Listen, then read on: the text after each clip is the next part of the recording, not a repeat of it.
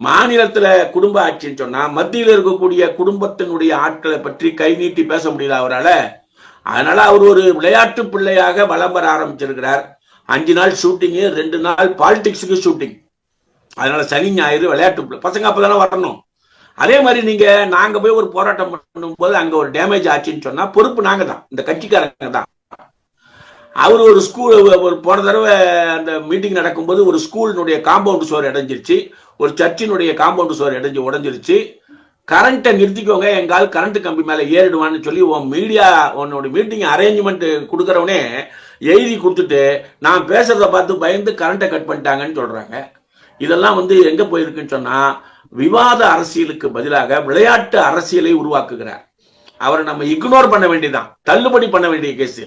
ஆடி மாசம் அப்படின்றதுக்கு பதிலாக புரட்டாசி மாசம் தள்ளுபடி கேஸ் அப்படின்னு நமுத்தி விட வேண்டியதுதான்.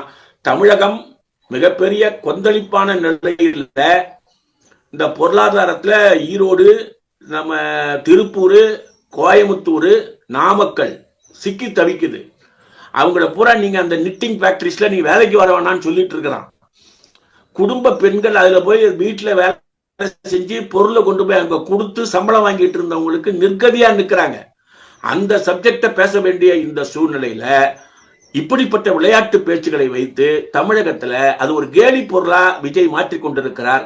அது ஆரோக்கியமானது அல்ல. இளைஞர்களை சரியான திசைக்கு கொண்டு வர வேண்டிய பொறுப்பு நமக்கு இருக்கிறது.